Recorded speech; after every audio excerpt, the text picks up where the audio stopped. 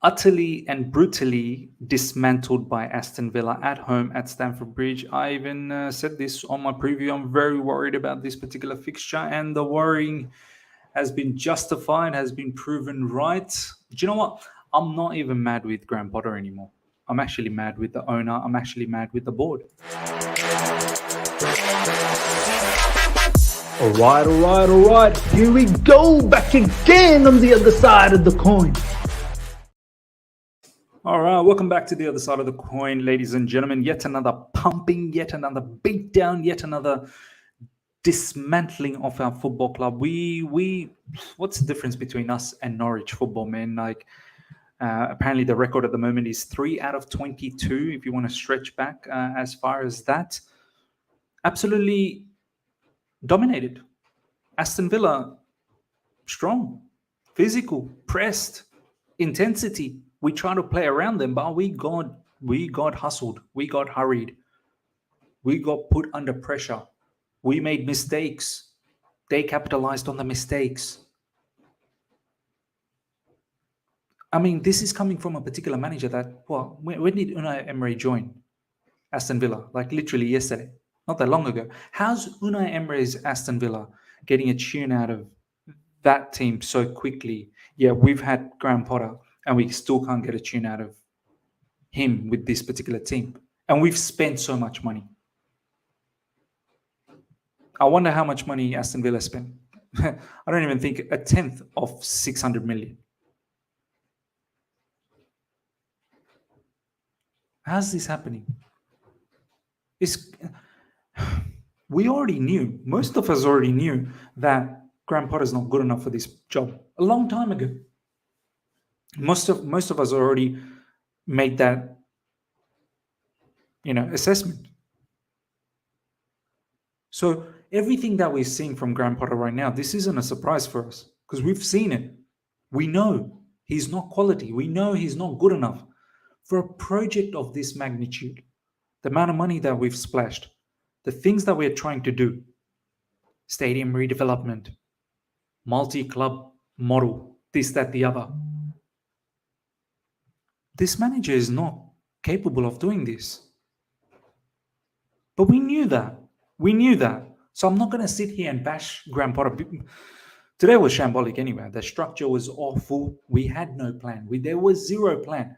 But I'm not going to talk about the match because what's the point? We got battered. I kind of felt like we were going to get battered. I want to talk about the owner. The owners, they came in and I seriously questioned, what did you see with Graham Potter? What did you see? What made you feel he's the right guy to lead us? And how haven't you still sacked him? How can you let this absolute BS of a show to continue the way it is still continuing? This is criminal activity now for you to allow this to continue. This is actually now your fault. This is all on the owners now. This is all on the board now. Vivell, Paul Winstanley, all of those guys. Do you know what? I'd rather have them sacked first. How are you sitting down watching this? This is why I said that Everton game, so important. Pick up the 3 points because I'm worried about Aston Villa. They play good. We're now 11th. We're 11th. Aston Villa's gone ahead of us. And deservedly so. It's not even it was a fluke. Deserved to score more goals. Our best player was Ben Chilwell, man. Our left wing back, who was pretty much everywhere and anywhere. Defensively, we were just... Before the goal, there was a moment where Ollie Watkins was through. The signs were there. They were giving us alerts that, hey, we're about to penetrate you.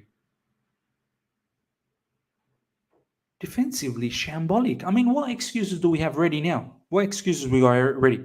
The fact that we've still got injuries? We're always going to have injuries. What else is there? How can we carry this on? It would have been perfect to get rid of the manager during this international break, just the way Bayern Munich did. Look at what Bayern Munich did. Got rid of Nagelsmann. Rightly or wrongly, that's up to you for you to decide. But Bayern made a decision. They saw an elite manager in the market. They wanted to secure him. Got him in, and they just pummeled Dortmund 4-2. It was 4-0. Could have been 5-0. Disallowed goal and then became 4-2. Now Thomas Tuchel will progress.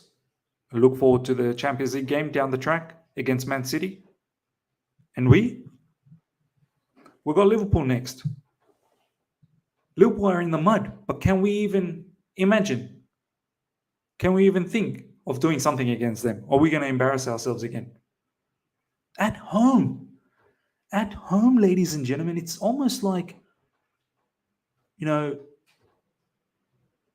sitting at home and a group of teenagers coming in and entering your house and just saying, hey, we're the captain now. We're the captain. We're about to take all of the possession. You can't even say anything. Just shut your mouth. Stay here. You can't defend your place. At Stamford Bridge, losing 2-0, Aston Villa. They thoroughly deserve. McGinn, what a rocket of a shot. None of the players were good. Besides Chilwell. Chilwell was erratic as well, but he was our best player. No one was good. Everyone was poor. From the back to the front. Kepa, I don't think he was in the right position for that shot. Should have been a little bit more central. Then he might have got a hand. Yeah, I'm going to blame everyone. I don't care what you think. Oh, it was on Kepa's fault. I don't care. Today's not the day. Everyone's fault. Reece James, RCB. I thought we were going to play Chalobah. Well, played Reece James, no problems. I understand. Maybe you don't trust Chalobah. Okay, no problems. Maybe you trust Reece James's defensive qualities a little bit more, but he wasn't good. Ruben Loftus-Cheek. He tried his best on that right side, but once again, nothing really materializing. João Felix. There were some really lovely moments here and there, but nothing really materialized out of that. Mudryk. 100 million, man. 100 million. I'm patient. I want to be patient. A couple of the chances today. First one, he pressed well and got in. Well saved, of course, by Martinez, but should have scored. Second one, why'd you shoot so early, man? He could have taken a couple of more strides and slotted it in. Kai Havertz, thank you for playing 3 games. All those comments that you made recently, Kai, 2 weeks I play good, everyone likes me. 2 weeks I don't play well, everyone hates me. Well, today is a game where everyone will probably not like you. This is the thing. You're inconsistent, brother. You're inconsistent. This is why I said, even when you had the 3 matches where you played good back to back, I said, if I had the opportunity to sell, like if a decision had to be made, I would have sold. I'm selling you. If our owners are not getting rid of Graham Potter after this, I would right now, to salvage something in this season. This season cannot just be down the drain. We still got an important Champions League tie to play against Real Madrid. We cannot let this season just be a write-off. We cannot afford that. We need European income stream. Financially, we're not doing well. We're 11th. We're not even going to make Conference League. And I know a lot of you go, I don't want Conference League. Oh, you best believe you need Conference League. You need some sort of European money. Match day fees. More matches means more income. You get away from Europe altogether on top of all the losses that we have. I'm baffled how the owners, the board are not making a movement. How are you actually watching this at home, Stamford Bridge, sitting there and seeing your own team getting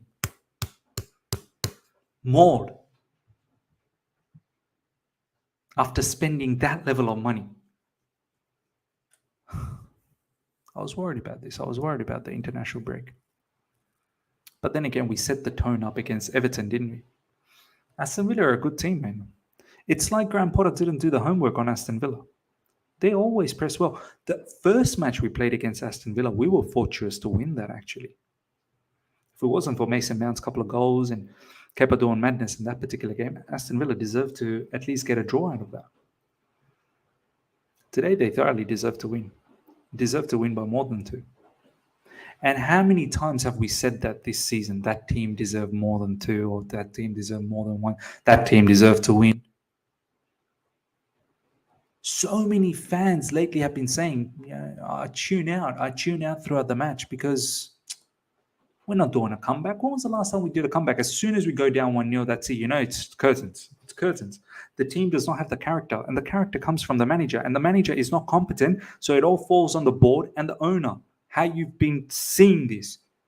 This isn't like, Potter's just been like this for 1 game or 2 game or 3 game. The record is 3 out of 22. 3 wins out of 22 for Chelsea Football Club? That's mad, man. This is why I said, what's the difference between us, Southampton, Bournemouth? We're of the same blood type. We really are. How are these players coming out week in, week out and talking it up with, it's a very happy group. We are so happy together. Our training sessions look so good. Talk less. Talk less. All these PR, the manager he's putting the hard yards. What? The manager is watching the game and he's getting dismantled right in front of his eyes by Unai Emery, who literally arrived not that long ago. And he's getting a tune out of his team, and you have been longer, you can't still get the tune out of your team. How are you watching the game, seeing the other manager dominating, and you don't have any sort of impetus, any impact, nothing? You can't convey the message to change the mood around for the team. They're pressing. Maybe when the opposition is aggressively pressing so much, you could do a few things. Either don't play possession-based football. Go route 1 and try and counter-press them. Play the game at their third. Long, counter-press. Win the ball up front, create chaos. If you can't do that, then just let them have the ball and you sit back, mid to low block. Does it look funny at Stamford Bridge? Of course it does, but you're incapable of doing whatever you were trying to do. You had zero structure. You had zero structure about your game. Zero plan. No plan in defending, no plan in how to control the match, and no plan in how to attack. Yet this manager is going to now see the Liverpool game. He'll see the Wolves game. He'll see the Real Madrid game. And we are so cocky. We don't want Anthony Barry to go because we could potentially meet by potentially. You're going to get pasted. You're going to get pasted by Real Madrid. And Real Madrid aren't even a good team at the moment. Disgusting, man. Disgusting. As I said, I'm not even upset with Graham Potter anymore. Obviously, he's out of his depth. But I knew that. We all knew that from a long time back. I'm upset with the owner. I'm upset with the board for carrying this nonsense for this long. If you have some sort of shame, then sack him tonight. Tonight, sack him. Get a new manager in. They'll have at least a couple of games before the Real Madrid game. We have to salvage something for this season. We have to. This cannot just be a write-off. The team, we've spent money. We've spent a lot of money to assemble this team. This team is not bad.